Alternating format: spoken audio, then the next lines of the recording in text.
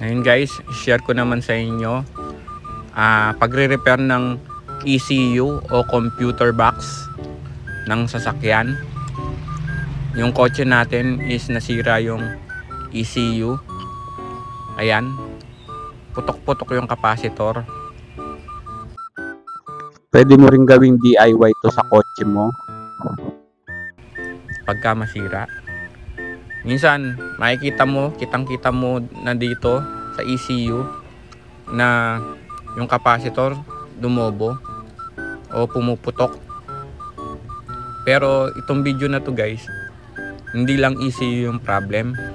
Panoorin mo ng buo itong video na to,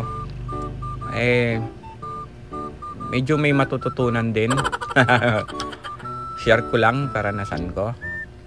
Ayan, bali tinester ko kung may linya, goods naman. Kaya isasalang na natin para i-test nya. Napalitan na natin yung pumutok.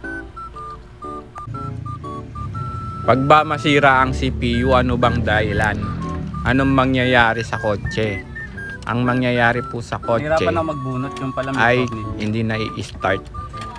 Ang mangyayari, mawawalan ng kuryente yung daloy ng ignition papuntang spark plug.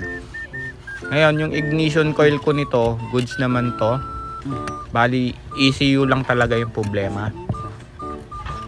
Kaya kailangan, bago kayo gumalaw ng ECU, i-sure ball nyo na sira yung sure ball nyo na hindi sira yung distributor, yung ignition, mga ignition nyo. Ito kasi latadong sira to, kasi pag isusi ng kotse dapat iilaw yan. Bali wala siyang ilaw, walang ilaw yung LED light nya ng ECU natin. Ngayon pagka start, dapat dun lang siya mamamatay yung ilaw.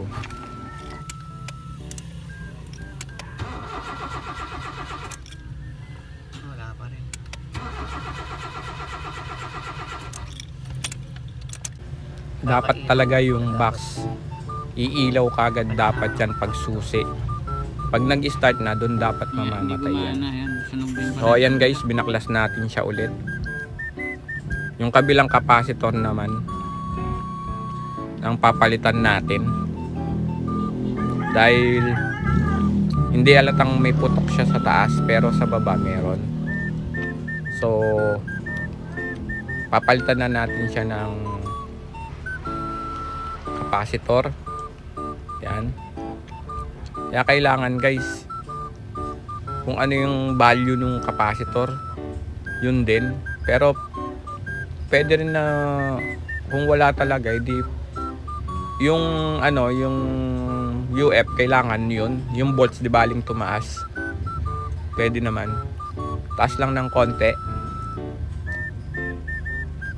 Tapos yan, hindi ko masyadong nakakamera kasi medyo hirap tayo. Tapos meron pang resistor. Ayan. Yung resistor na yan talagang putok din siya. 2 watts, 0.5 ohms. Bali meron ako dito 0.22 ohms, masyadong mataas. Kaya pwede rin yan pero masyadong mataas. Kumbaga, pagka yan na nilagay natin is pagka nagkaroon ng short, hindi niya puputukin yan. Possible na masira yung IC natin. Kaya papalitan natin yan. Bibili muna tayo ng kagaya ng fuse, ng resistor. Fuse resistor yan guys, pero fuse type ang kailangan. Kumbaga mababa lang dapat yung ohms. Yan. Pero yan, hindi natin yan ilalagay kasi hindi pwede, masyadong mataas. Pero gagana yan. Basta yun sinabi ko, puputukin niya yan. Bali yan guys, nakabili na kami. Ang gastos ko lang is wala pang 100. Medyo may kamahalan kasi sa SAR Plus yung isang buong CPU. Ay, CPU, buong ECU. Ang ECU maabot siya ng 7K to 10K yung mga sa mga gantong kotse. Nissan Series 3 pala yung gamit natin, EFI. Bali, kahit saan naman mga kotse, yung mga nalubog sa baha, basta hindi sira yung IC, kaya pa natin sigurong i-repair. Basta kailangan lang is matyaga ka lang na kung ayaw mong gumastos. So ayan, papalitan na natin yan. Hindi ako satisfied na yun ang ilagay. Kasi pagka magkaroon ng short talaga, madadali yung IC. Hindi katulad pagka standard na nilagay mo, kung ano design niya, kung merong mga short circuit, ay yan lang yung sisirain. Yan. Sa IC ko walang problema, nilinis na rin natin yan. Pagka nagkalas na kayo ng ECU nyo o computer box, kailangan linisan nyo na rin para hindi maipon yung mga alikabok, para tumagal pa ang buhay ng ECU nyo. So ayan, lalagay na natin yung battery, test na natin. Dapat guys, pag susi pa lang yan, iilaw na yan. Ibig sabihin, good na siya. Bali guys yan, lahat ng nilagay kong part dyan is sakto sa kanya guys. Wala tayong binago. Bali, dapat ito guys, pag susi pa lang, iilaw na yan. Tignan natin kung iilaw na guys. Yun, umilaw na!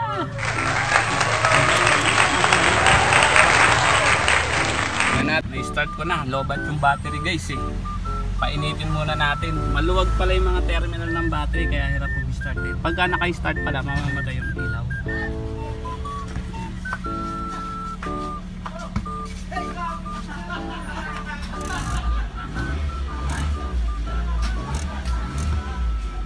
Ganda na siya guys. Ayan, nakasalang yung box natin.